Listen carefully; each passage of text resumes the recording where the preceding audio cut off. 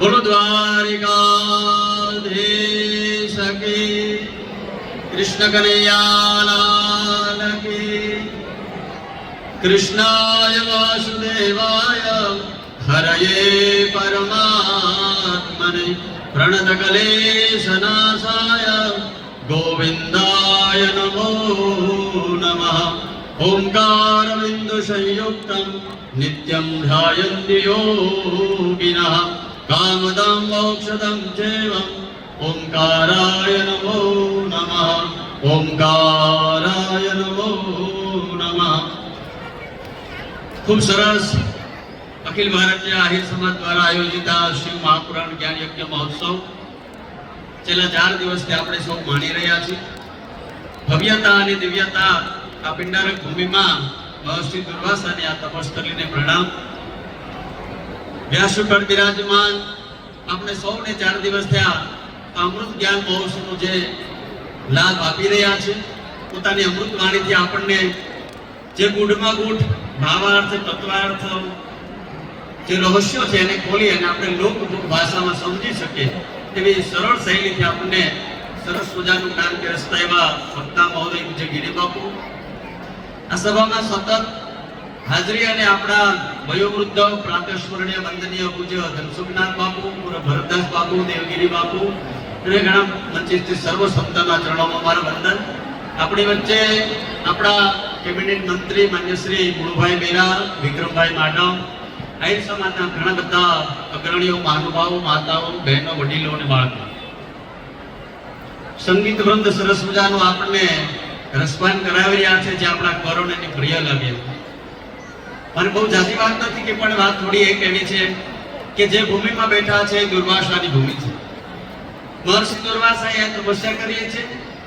ભાગવતના આધારે જો આપણે જોવું હોય તો ગિરી બાપુ ભાગવત એવું કહે છે કે દુર્વાસા ઋષિના ગુજરાતમાં 6 આશ્રમો છે અને 6 આશ્રમમાંનો એક આશ્રમ એટલે આપણે આ પિંડારા ગામ, આ ભૂમિમાં દુર્વાસા નામ એટલે પડ્યું છે જે દુર્વાનું ગ્રહણ કરે છે.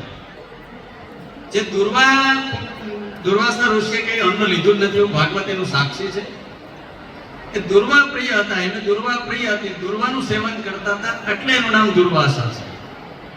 અને એક કથા તમે બધાએ સાંભળી હશે કે જ્યારે ભગવાન કૃષ્ણ ગોપીને મળે, ગોપી કૃષ્ણને કહે છે કે અમારે દુર્વાસા ઋષિને જમાડવા જવા છે. ત્યારે કૃષ્ણ કહે છે આપ પ્રેમથી જઈ શકો છો. એટલે બધી જ પટરાણીઓ દુર્વાસાને જમાડવા માટે જાય છે. યમુનાજી ભરપૂર હોય છે અને ગોપીઓ બધી પટરાણીઓ જોવે છે કે યમુનાજી પાર કરી શકાય એવું નથી. કૃષ્ણને એમ કહે છે કે અમારા યમુનાજી પાર કરવા માટે શું કરવું જોઈએ? તો કે તમે યમુનાજીને એમ કહો કે કૃષ્ણ જો આજીવન બ્રહ્મચારી હોય તો યમરાજી અમને માર્ગ આપે. પટરાણીઓએ યમરાજીને પ્રાર્થના કરી કે કૃષ્ણ જો આજીવન બ્રહ્મચારી હોય તો યમરાજી અમને માર્ગ આપે. અને માર્ગ થયો અને બધી જ પટરાણીઓ દુર્વાસાને જમાડવા માટે જાય છે. દુર્વાસા પ્રેમથી જમે છે. 56 ભોગ પટરાણીઓ લઈને ગયા છે. બધો જ ભોગ જમી લીધા પછી પાછા રિટર્ન થાય છે. યમુનાજી તો પાછા ભરપૂર છે. દુર્વાસાને પ્રાર્થના કરી કે હવે આ યમુના પાર કરીને અમારે જોવું છે, તમારે શું કરવું જોઈએ? એટલે કીધું કે યમુનાજીને પ્રાર્થના કરો કે દુર્વાસા આજીવન જો ઉપવાસી હોય તો યમુનાજી માર્ગ દઈ દે. અને ફરી પાછા પટરાણીઓ યમુનાજીને પાસે આવીને પ્રાર્થના કરે છે કે દુર્વાસા જો ઉપવાસી હોય તો હવે આ 56 ભોગ હારી ગયેલા ઉપવાસી છે. અને યમુના જે માર્ગ દે છે એનો સીધો અર્થ એ છે, આપણો વેદ એમ કે છે યેન તપ્તેન ભુંજિતા, તારે ભોગવા પછી ત્યાગવાનું છે. દુર્વાસા એ દુર્વા ખાઈને રહ્યા છે એટલે દુર્વાસા. આયુર્વેદના માટે તમને કહું તો દુર્વા ગ્રહણ કરવાથી તમારી અંદર રહેલી ગરમી જે છે, પિત્તનો જેને પ્રકોપ વધારે હોય એને દુર્વા ચાવવી જોઈએ. દુર્વા ચાવવાથી તમારી પેટમાં રહેલું અગ્નિ શાંત થાય. ત્રીજું કારણ, ભગવાન ગણપતિની પૂજા ત્યારે તમે કરો છો, ગણપતિને દુર્વા પ્રિય છે. શું કામે? એક રાક્ષસને જે ગળી જાય છે, અંગારક નામનો રાક્ષસ છે, અને ગળી જવાથી એના પેટમાં અગ્નિ દાહ થાય છે. અને દાહ થવાને કારણે એને ગણપતિના મહારાજના મસ્તક ઉપર દુર્વા પધરાવવામાં આવે છે, એનું અગ્નિ શાંત થાય છે. ખાલી દુર્વા મસ્તક ઉપર પધરાવવાથી જો અગ્નિ શાંત થતો હોય એ દુર્વાસા ગ્રહણ કરે તો દુર્વાસા શાંત જ હોય. બીજી વાત એક આપણે સતત આપણા મગજમાં રહી છે કે દુર્વાસાએ શ્રાપ આપ્યો, દુર્વાસાએ શ્રાપ આપ્યો, પણ એ શ્રાપ બધાયને નથી આપ્યો, આ યાદ રાખજો. અને હું મારી વાત નથી કહેતો, આનું ભાગવત પ્રૂફ છે.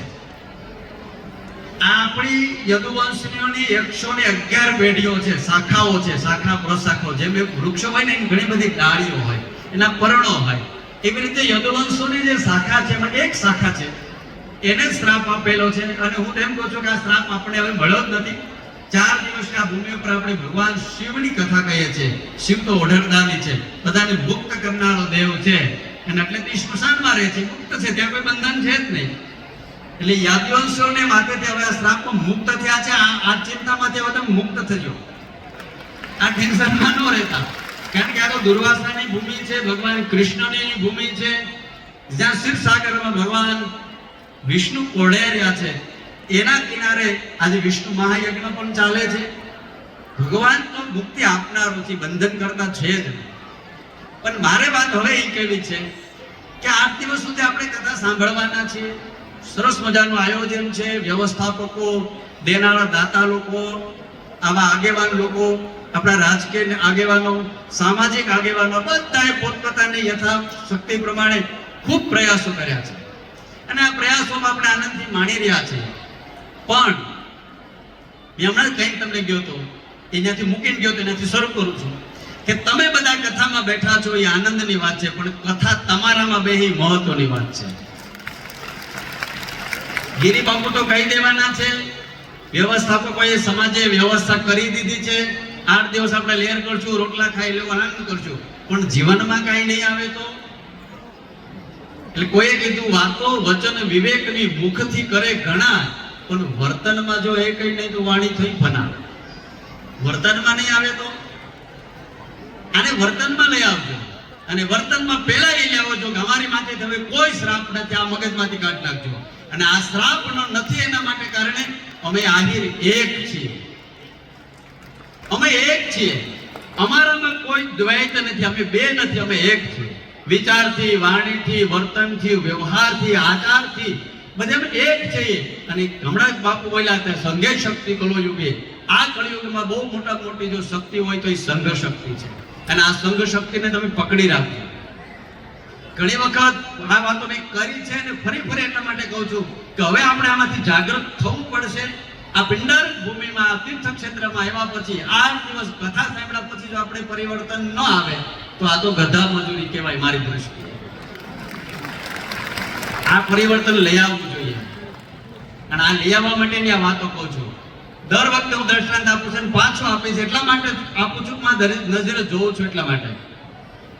ગુરુભાઈ એટલું કે આ ચાલુ રાખવાની જરૂર નથી, તો તમારો ઉદ્ધાર થાય, તો તમારું કલ્યાણ થાય. આ નૃત્ય બંધ કરો, ટાટિયા ખેંચવાનું બંધ કરીને હાથ પકડવાનું ચાલુ કરો. હાથ પકડીને આગળ લઈ જાઓ. જે પડેલો છે એને ઊભો કરો, ઊભો છે એને દિશા આપો.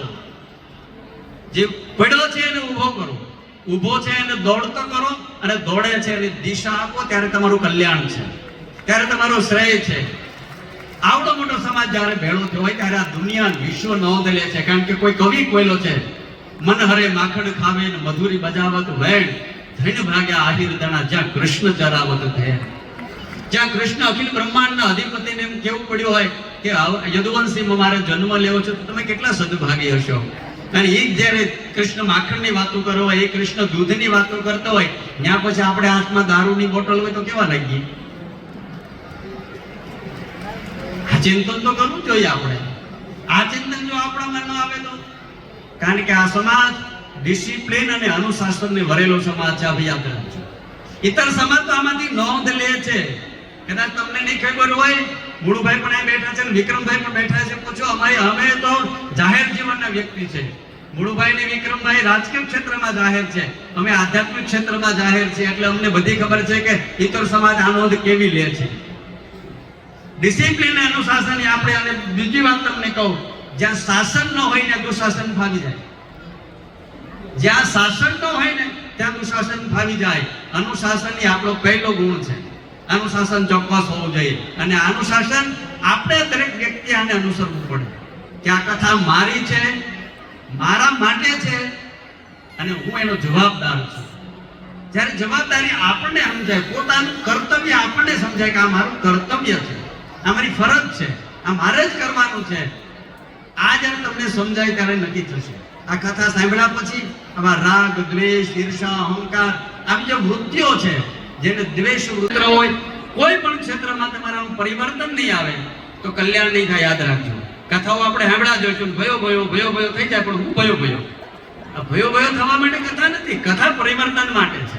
એક દૂધમાં હાજે 2 ટીપા છાશ પડે એમાંય પરિવર્તન હવે દહીં થઈ જાય.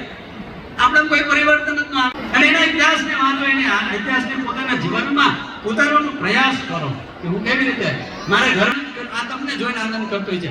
અરે ગિરી બાપુને આટલો આનંદ થતો તમને ન થાય. મેં કરી એક ટાઈમ જ કથા કરે છે, બેટા પૂછજો તમને આ ભાઈ, જો તમે આ જીવનમાં ઉતારો તો કૃષ્ણ આનંદિત થાય કે મારા દીકરા, મારા વારસદારો મારા માર્ગે છે. કારણ કે સંસ્કાર એ આપણા જીવનનો પ્રથમ પાયો છે. અને આ સંસ્કાર જ્યારે આપણે આવશે ત્યારે ચોક્કસ આના કરતા વધારે આપણે ક્યાંક આગળ જઈ શકશું. વધારે સમયને લેતા ઘણા બધા મહાનુભાવો છે, ઘણા બધા સંતોએ ઉપાડવી જોઈએ. પૂરો તમને થોડો ઠપકો હોય કે ઘોડો પાતો છે, કારણ કે ચૈત્ર મહિનામાં આયરો એમ કે, એટલે કારણ કે એ ગીરી છે, હું ગીરી છું. એ જેની કથા કહે છે મહાદેવ પોતે જ હોય તો પછી તો જેમ તો કોઈને પીવું પડે, એટલે થોડુંક પાય જાણે પણ તમને ગુણ કરશે, તમારા હિત માટે હશે. એટલે વિશેષ સમય લેતા ભગવાન મુરલીધરને પ્રાર્થના કરજો કે અમારું કલ્યાણ થાય, અમારું શ્રેય થાય, અમારે દિન પ્રતિદિન અમારો વિકાસ થાય, અમારા દીકરા, અમારા દીકરાના દીકરાઓ એ ઉત્કૃષ્ટ બને, ઉત્તમ ગતિ તરફ જાય, અને આ સમાજ રોજ ફૂલે ફાલે આગળ વધે. એ ભગવાન મુરલીધરના ચરણમાં પ્રાર્થના સાથે આ દુર્વાસાની ભૂમિમાં ઉપર સર્વેત્ર સુખીના સંતુ, સર્વે સંતુ નિરામયા, સર્વે ભદ્રાણી પશ્યંતુ, મા કચ્ચિત દુઃખ ભાગ ભવે. ઓમ શાંતિ. મહાદેવની મરજી છે. સમગ્ર આયોજનને વધાવી લે. સોશિયલ મીડિયાના રિપોર્ટ આધારે અત્યારે 22,000 કરતા વધારે